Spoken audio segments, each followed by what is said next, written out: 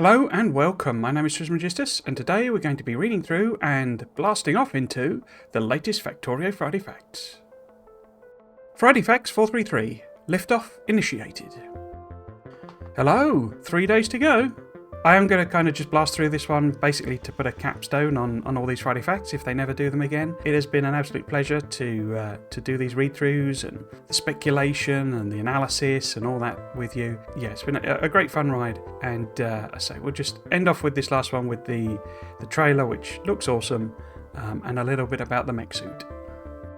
Factorio Space Age trailer.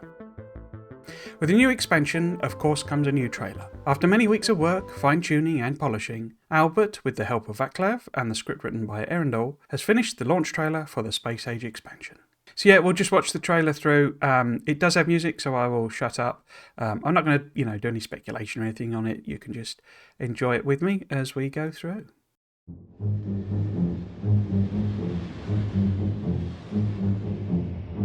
The factory has grown, but its potential reaches far beyond. Now it's time to leave the known behind for a new expansion and ascend to the Space Age.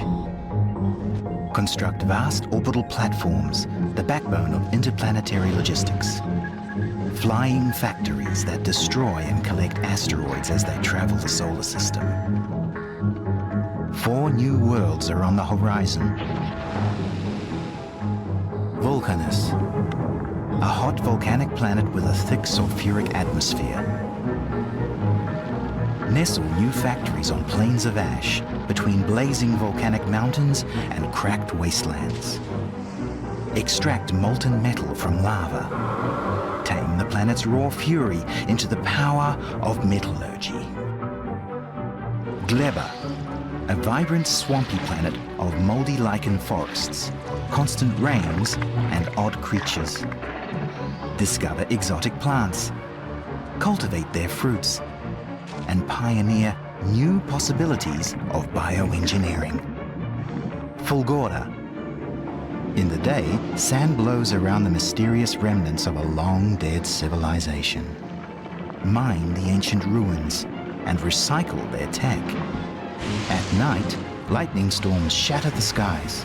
Use this electricity to power your factory and unlock new electromagnetic advancements. Aquilo, where fighting the cold is a constant battle. Build your factory on floating icebergs. Harvest the bottomless ocean of liquid ammonia to fuel cryogenics and fusion power. Master the planets. Invent new systems. Automate everything in Factorio Space Age.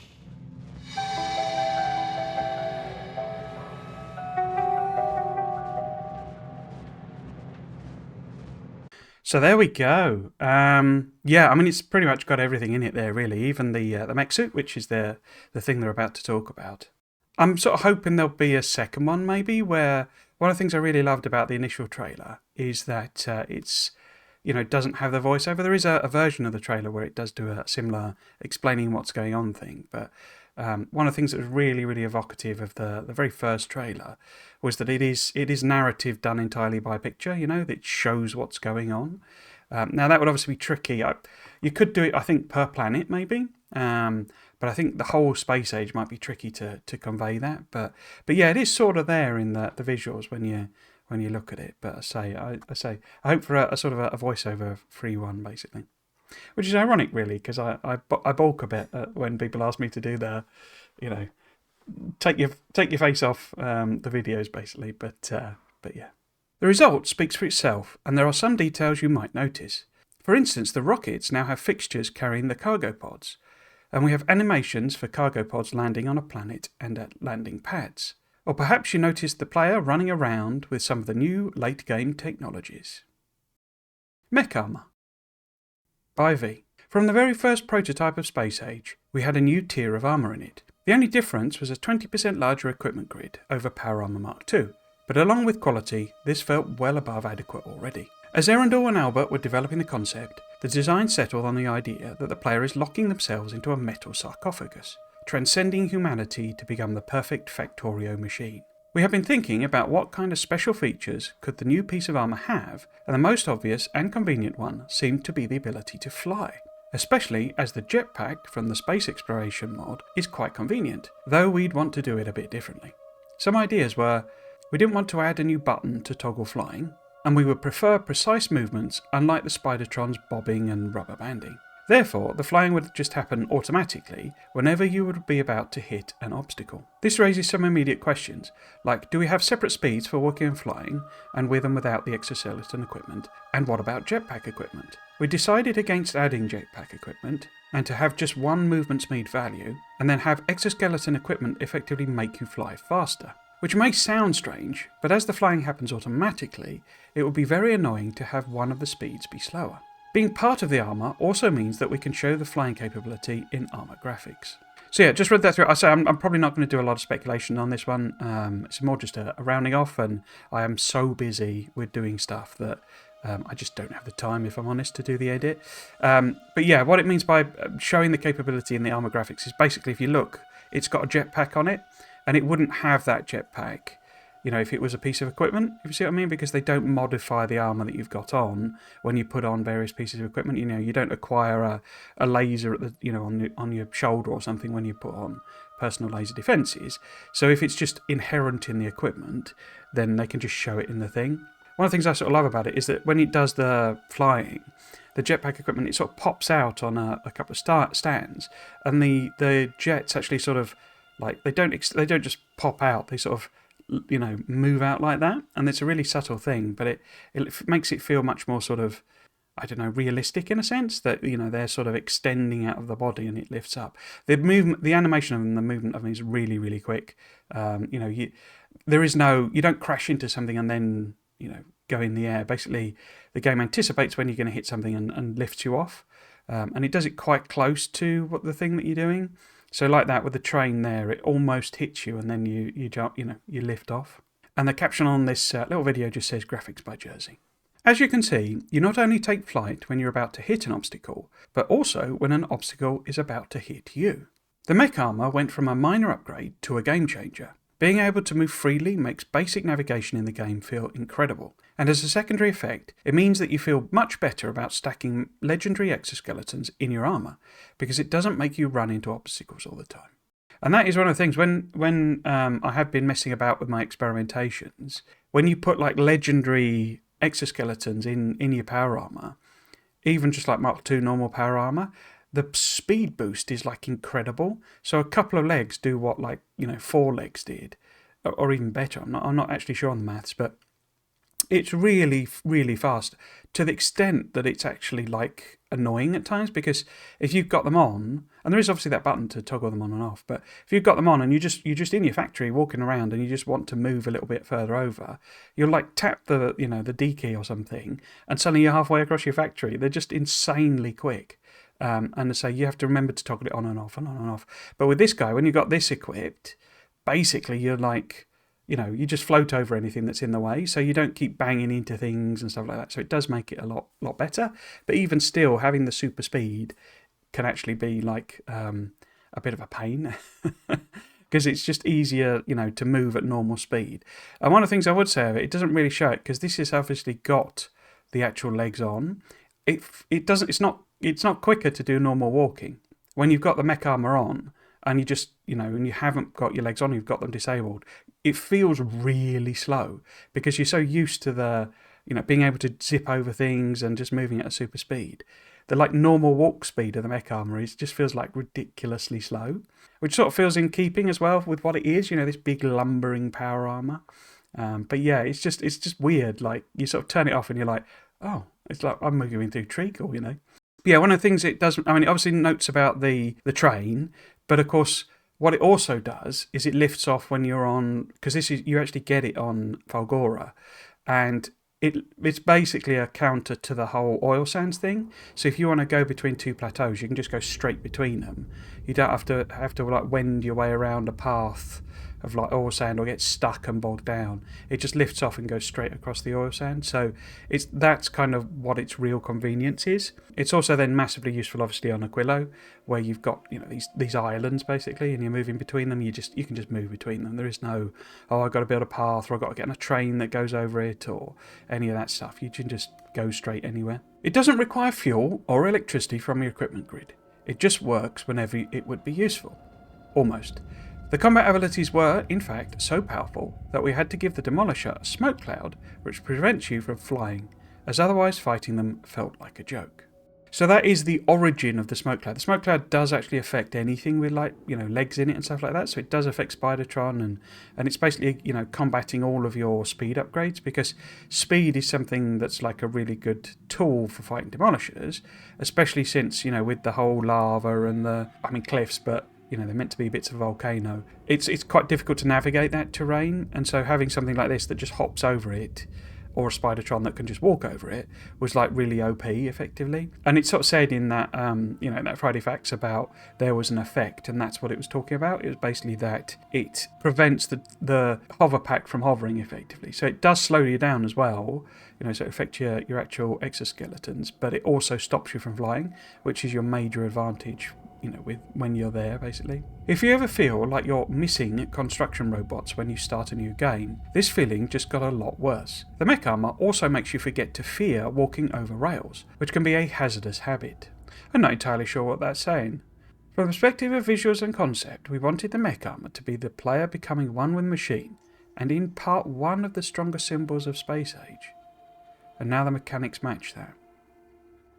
I wonder if it means in part, as in to convey. I confess I'm not entirely sure what that's saying. But I think it's meant just to be like it becomes symbolic of Space Age. I think that's what they're getting at. So it's basically saying, the Mech Armour becomes a strong symbol of what Space Age is all about. It's a bit like the Dreadnought concept in 40k, where a Space Marine gets interred in a Dreadnought, and their only purpose is to when they're so badly injured they can't walk around and stuff like that, that they're then trapped in this sarcophagus that is a killing machine, but that's all they can do. It's sort of that. That's kind of what it has that feeling to me. And yet some concept art here. This shows it kind of lifting its legs up. I don't know if it does that in animation, does it? Oh, it kind of does. Huh. I never really noticed that. I know it has like jets under the feet as well. That's another little thing to it. But yeah, I hadn't noticed that it sort of, tucks its legs up. It makes sense so that it could, lift over things. Caption just says, line art version of the concept by Arundel.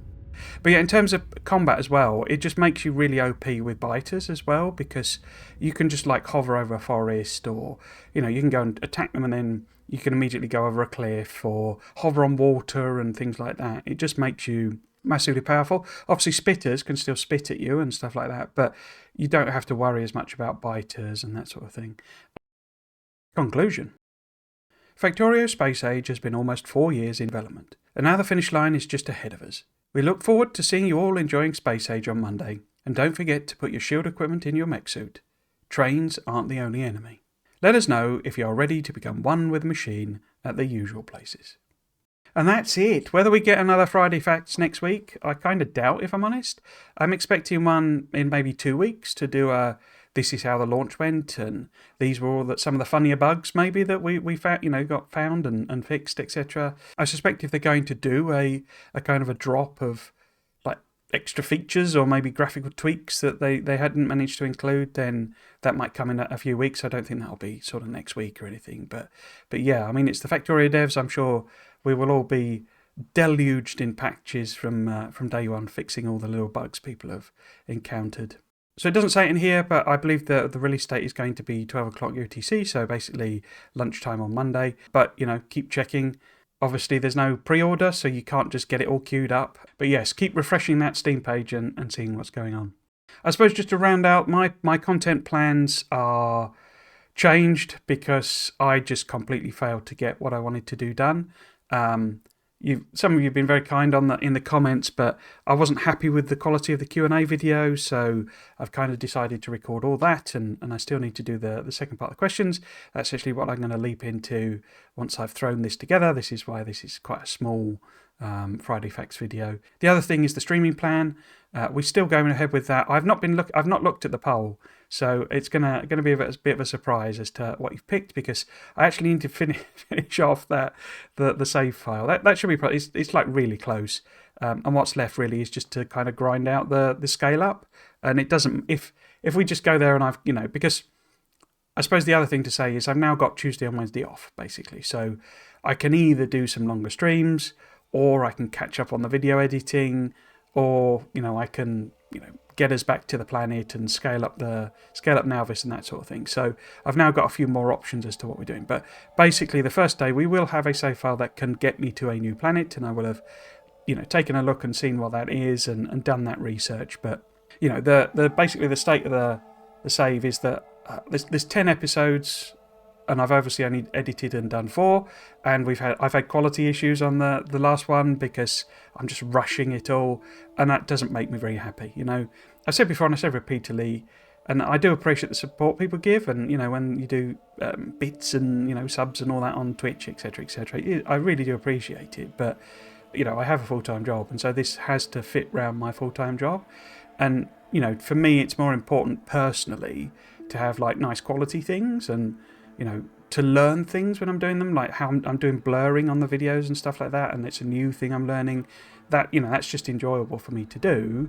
The fact that the content will be coming out way after the release date and all that sort of stuff, and therefore I won't get the views and all that sort of stuff, that's not that important to me. I don't, I'm not dependent on the ad revenue or anything like that. So, in fact, I don't even get ad revenue from the videos. So it's just more important to me that they are nice things that I would want to watch, and they have little things that I can learn each time and sort of build my skill set up. So yes, that's why I'm delaying them really, because I didn't manage to get it done. What I really should have done, just to go into the detail of it, is realised as they were making these changes, the big change, especially when they changed the Gleber, I should have thought to myself, right, this is clearly not sensible to do this Let's Play, because it's just going to get out of date too quickly.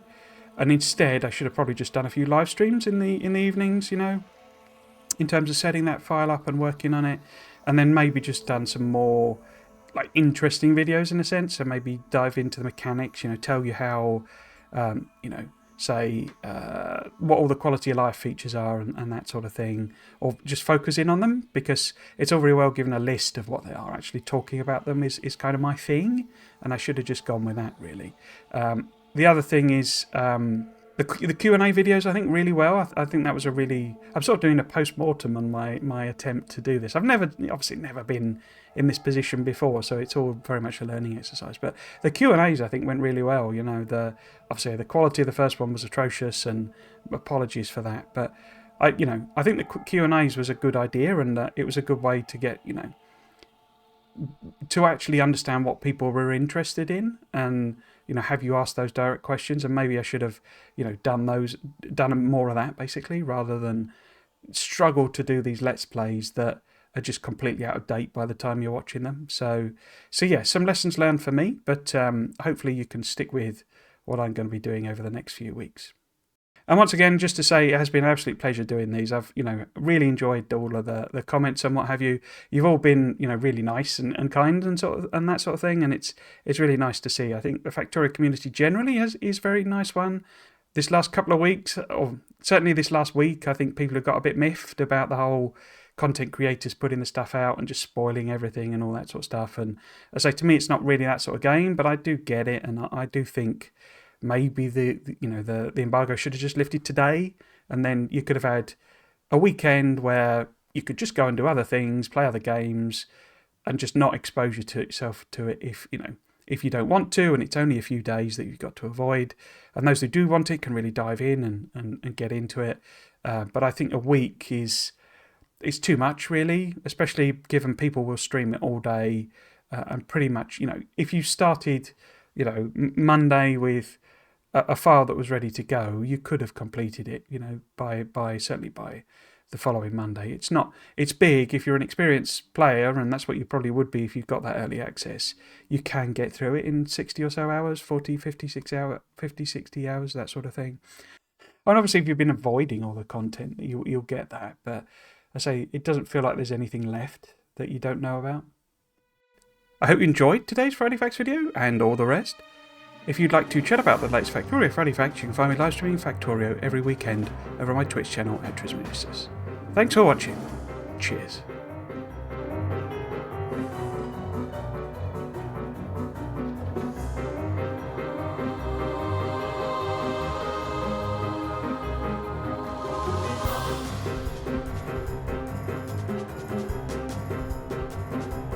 Once more onto the breach, dear friends, once more.